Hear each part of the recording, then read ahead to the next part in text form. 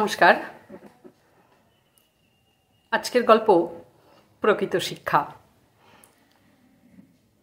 এক ধনী ব্যবসায়ী, তার অনেক বড় বাড়ি রয়েছে, গাড়িও রয়েছে, বড় বিজনেসও রয়েছে।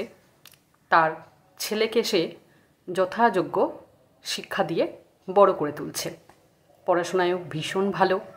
আজ তার জীবনের এক বড় পরীক্ষা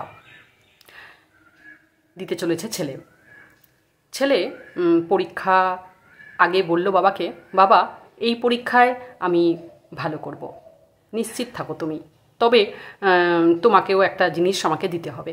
বাবা বলল, হ্যাঁ বলো, তোমার কি চাই? নিশ্চয়ই, তুমি যদি এই পরীক্ষায় পাশ করে ভালো একটা জায়গায় যাও, আমি তোমাকে নিশ্চয়ই ভালো একটা গিফট দেবো, বলো তোমার কি চাই। ছেলেটি তখন আবদার করে বাবাকে বলল, বাবা আমার এই মডেলের গাড়িটা চাই, দিতে হবে কিন্তু। বাবা বলল, দেব, নিশ্চয়ই দেব। ভালো কথা। ছেলেটির রেজাল্টের দিন এসে গেল। ছেলে গেল রেজাল্ট দেখতে। রেজাল্ট দেখলো, একদম যা ভেবেছিল তার থেকেও ভালো রেজাল্ট হয়েছে। খুশি হয়ে সেখান থেকেই ছেলে তার বাবাকে ফোন করে বলল, বাবা তুমি যা চেয়েছিলে তাই হলো, আমার রেজাল্ট খুব ভালো হয়েছে, আমি আমার কথা রেখেছি, এইবার তুমি তোমার কথা রাখো, আমি বাড়ি আসছি, তুমি কিন্তু তার আগেই গাড়ি একদম রেডি করে রাখবে কিন্তু আমার জন্য, ঠিক আছে? বাবা বলল, ঠিক আছে, বাড়ি এসো। ছেলে বন্ধুদের সঙ্গে একটু আড্ডা মেরে একটু গল্প করে বেশ সারাদিনটা কাটিয়ে সন্ধ্যার দিকে বাড়ি এলো। সে ভাবলো বাড়িতে এসেই সে গাড়ি দেখতে পারবে, কিন্তু এসে দেখলো না, বাড়ির সামনে সে যে মডেলের গাড়িটা চেয়েছিল সেটা কিন্তু নেই। যাই হোক, সে ভাবলো বাবা যখন বলেছে নিশ্চয়ই দেবে। তারপরে সে বাড়ির ভিতরে প্রবেশ করলো। বাবা তার জন্য ওয়েট করছিল।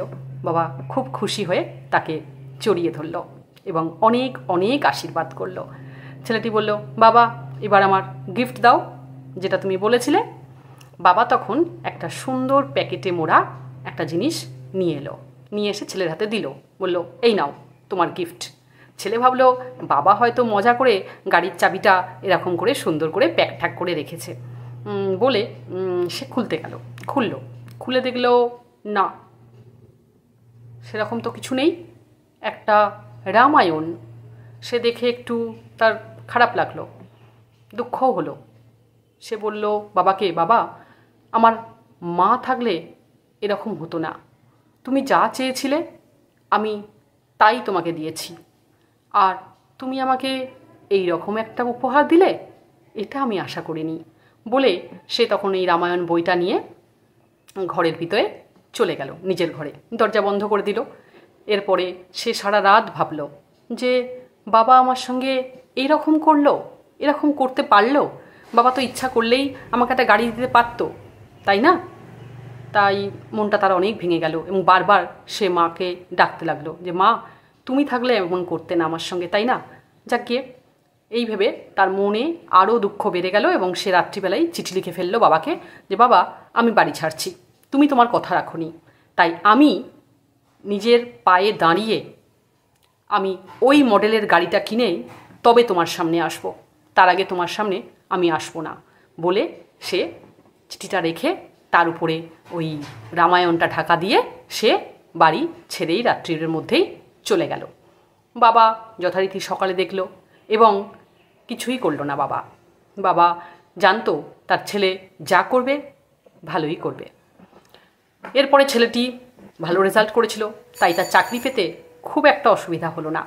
সে ভালো চাকরিতে জয়েন করলো, খুব অনেক দিনের টাকা রেখে দিয়ে তারপরে সে কিন্তু একদিন সেই একই মডেলের সেই একই রঙের যা তার পছন্দ ছিল সেই গাড়িটা কিনে তারপরে সে নিয়ে এলো এবং ভাবলো এবার আমি বাবার কাছে যাব এবং দেখাবো যেটা আমি চেয়েছিলাম বাবা সেটা আমাকে দেয়নি, কিন্তু আমি নিজের যোগ্যতায় সেটা কিন্তু অর্জন করে দেখিয়েছি।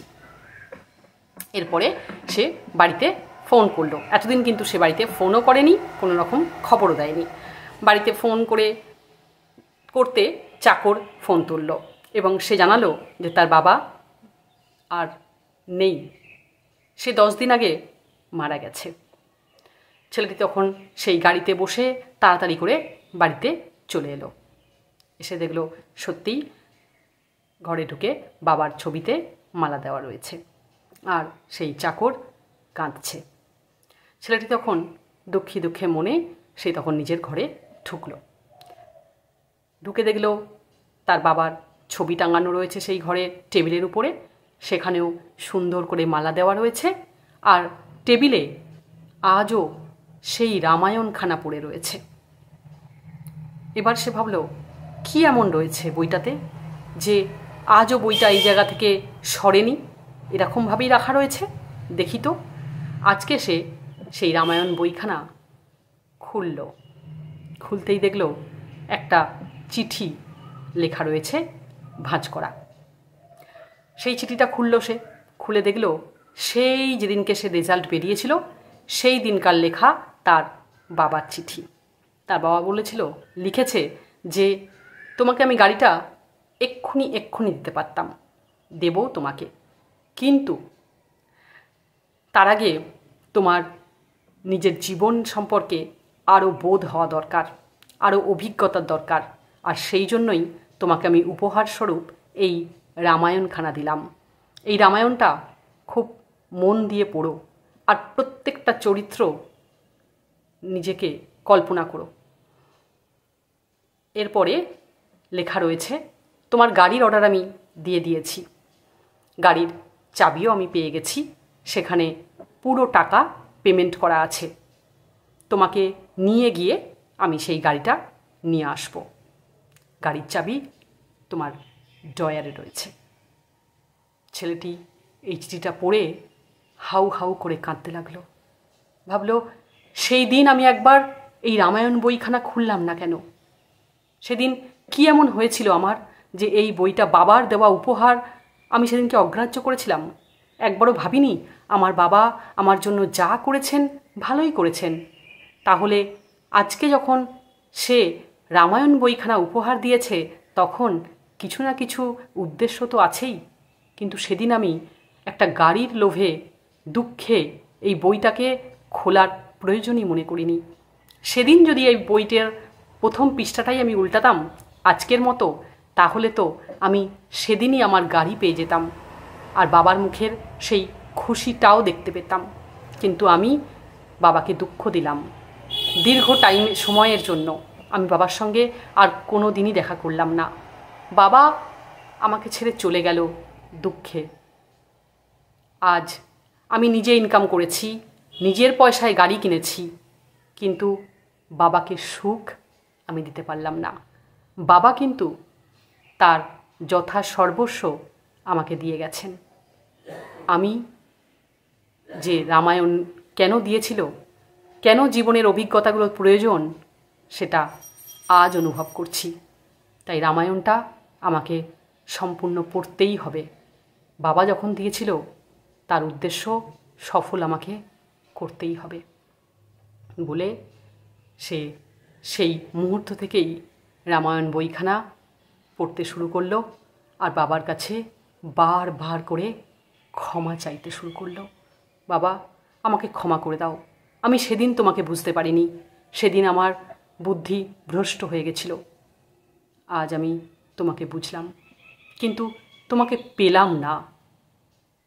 আমি রামায়ণ বইখানা পড়ব, নিজের জীবনকে আরও সুন্দর করে গড়ে তুলব, আরও আদর্শে গড়ে তুলব। তুমি ঠিক যেমন চেয়েছিলে তেমনই হবে। এই হলো প্রকৃত শিক্ষা। নমস্কার।